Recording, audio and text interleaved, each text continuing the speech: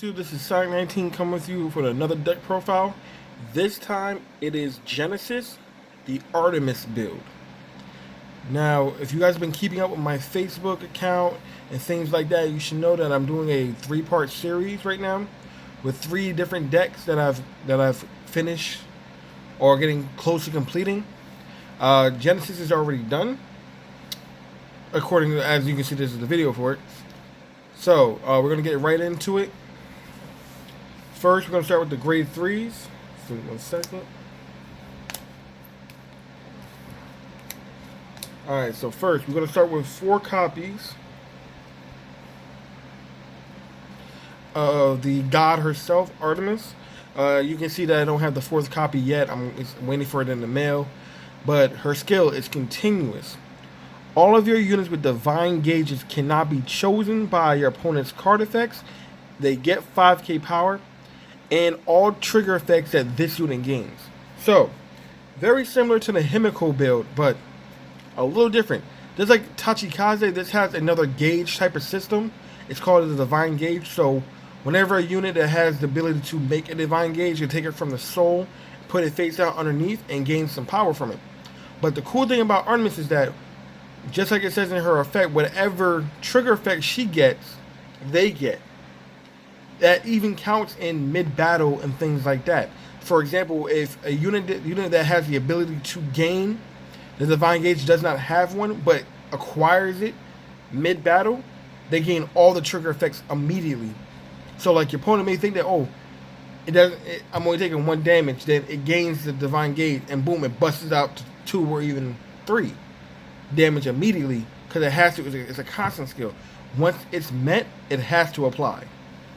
Her other effect is auto. When she's placed on rear guard circle, she gives herself a Divine Gauge.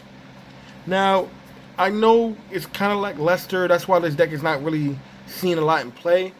In my opinion, that second ability should be a Vanguard rear guard ability. That when she's placed, she can choose a unit to give a Divine Gauge to. If that was the skill, this card will be so much better. And you're about to see why. That's it for that grade 3. Our next grade 3 that we play are supporting grade 3s. We play 4 copies of Neptunus of Prison Flow. Now, his only purpose in this is to give the Vanguard, is to help get the Vanguard more force, imaginary gift force. That's all I'm using for. His second ability, because we're not playing the Astral Poet deck, is null and void. Don't even gotta worry about the ability. Only worry about his Vanguard Rigor ability. When boosted, discard a card from the hand. Your Vanguard gains an imaginary gift force. That's it. Clean and cut. That's all we use him for. Our last grade 3, we played 10 grade 3s.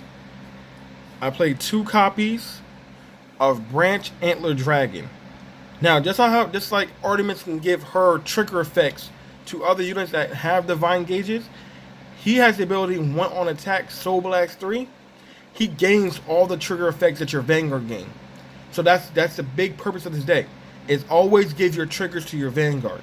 Don't spread them around, nothing like that, because the more important key pieces of the deck, they're going to get the power and ability from them anyway. That's it for the grade 3s. We're going to go on to the grade 2s. We play 4 copies of Twilight Hunter Artemis. Auto ability. When this unit attack hits, remember, when it hits, not hit the Vanguard, when it hits anything, give this unit 1 Divine Gauge. So that's like I was talking about before. It's mid-battle, a unit gaining a Divine Gauge gets all the effects of the triggers that you just got from your drive checks. But then, on top of that, she has a constant ability. For every Divine Gauge she gets an additional plus 10k. So this unit is going to stack. And remember that constant skill, all of the constant skills are on either player's turn. So on your turn, she can be a 25k beater, and then on your opponent's turn, she's a 25k unit that's so hard to hit and get off the field. And on top of that, with Artemis' skill, all units with Divine Gauges cannot be chosen by a card effect. So you can't bind it, you can't pop it with Kagero, and you can't delete it with Link Joker. So all around, this is a solid card once it gets going. Next for the grade 2s, I play the draw engine of this deck. I play 4 copies of Strongbow of the Starry Night Ulysses. Now, this card lives by its soul and dies by it. Without enough soul, you can't sustain those gauges and get to higher and higher numbers. And on top of that, if you don't have enough cards in your hand, you can't guard when you need to. This card fixes all that problems. Auto skill. At the end of the battle that it attacked a Vanguard, tuck it into the soul, draw 1 card, and then soul charge 1 more card. That's 2 cards in the soul, and it replaces itself in the hand. Very good all-around card. Very good, strong all-around card for this type of deck build. And then for our final grade 2, for the tech option, I play 3 copies of Witch of 10,000 Turtles Caper. Now, the only reason why I play her because she ties in with the reason why we play Neptunus. Neptunus helps us build those force markers on the Vanguard, circle.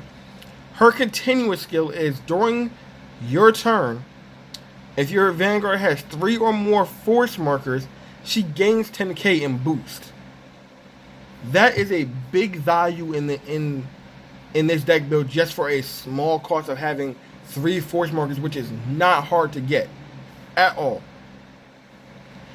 And she's always going to be in the back row, so that gives you more room to play your units that gain the divine gauge in the front row, so you can utilize them better while also having a very strong supporting unit behind it to make the numbers hit hard. And this is what I said, all your units have to go on, all your force markers you only really need to put them on the Vanguard, because your columns are going to be hitting for high numbers by themselves. Alright, now we're going to go into the grade 1s. I play 3 copies of Bowstring of Heaven and Earth Artemis. Now, she is our controlling card in this deck. So, auto, when she attacks or the unit she boosts, she gains a divine gauge. So that can be whenever she wants to attack, or if she's supporting another unit, she gains that divine gauge. Meaning she's already going to be a 13k booster or 13k hitter. So she can hit a Force Vanguard. Then, Axe skill. Once per turn, just counterblast 1. Discard 1 of your divine gauges. Choose 1 of your opponent's rear guards in the same column as this unit and retire it. So, you gotta play big brain with this card. You need to know where to put her and when is a good time to place her. Because you need to find out where your opponent's line of powers are so you can disrupt those line of powers. And keeping a good balance. Sorry about the camera shaking. Next, I play 3 copies of Witch of Pure White Clary. Very simple skill, but very important skill. When this unit attack hits, just like the grade 2 Artemis, when it hits anything, soul charge 3 cards. Like I said, this deck lives and dies by its soul. Any way that you can accumulate more soul, the better. Our next grade 3, we play 3 copies of, I might be messing up this name, Sudelai of Love Artemis, I believe. So, another very simple skill. 1 place rest, give your Vanguard plus 10k, and then the next time you have the Soul Blast is reduced by 2. This card, I only play this card because I play Broad Antler Dragon. I don't want to keep Soul Blasting my card just to use him. So, I wait for a good opportunity, play her first. His soul cost is only now 1. That means I get to keep more cards in my soul to utilize for later. And on top of that, the bonus, my Vanguard gains another plus 10k, making her even harder to guard. Now, the last card that I play, because this is a budget deck, I play the grade 1 Pure White Witch Salty. She is the drop and draw PG that all clans got. can be your first ride target if you like. It's just another, because right now the draw PGs are kind of expensive until we get the new set coming out that has all their reprints. Once that set comes out, it will make all the draw PGs budget themselves. So this gives you room to add to run another grade 1, because you're going to change out your trigger lineup when the new PGs drop, when they're more affordable for you to get them. Okay, we're going to go into the zeros now. Our starter, because this is an Artemis build, aiming for the stars Artemis. Same skill as every starter from the Feed series. Next, we play 2 draw triggers. We play 2, 6,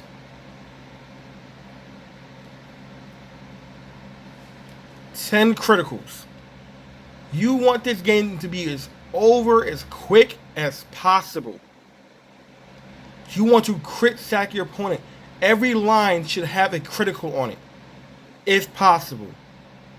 There should be no reason why your opponent feels safe. You want to put the pressure on your opponent as quick as possible.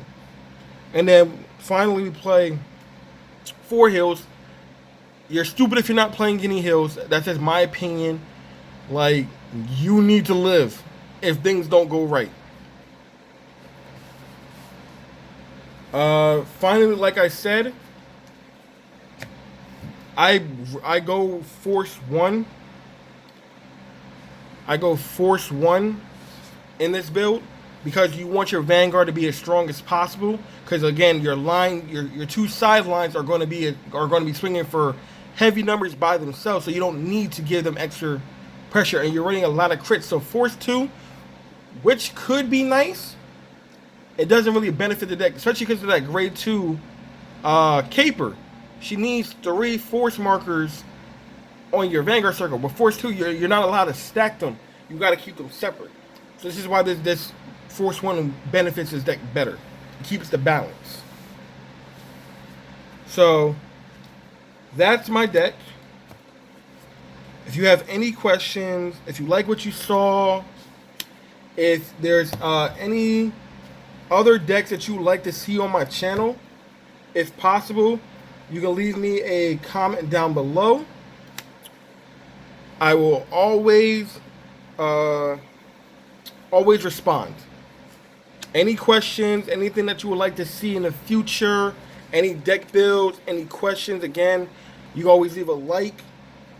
Please leave a like. Subscribe to my channel. It's a very small channel, but we're growing, which I appreciate from everyone who has subscribed so far. I believe that this channel is necessary to get a lot of new players started, because a lot of new players don't have the money to afford the meta winning decks, but they still want to play the game. So I believe this is a channel worth supporting to allow our community to grow. But like I said, as always, leave a like, subscribe, leave a comment down below. Anything that you'd like to see in the future, anything that you've already seen and have questions about. I will start leaving the pricing for these decks down so you know exactly how much each of these decks cost, so you get a better understanding of where your budget is. Because again, this is the budget channel where budget players come to play.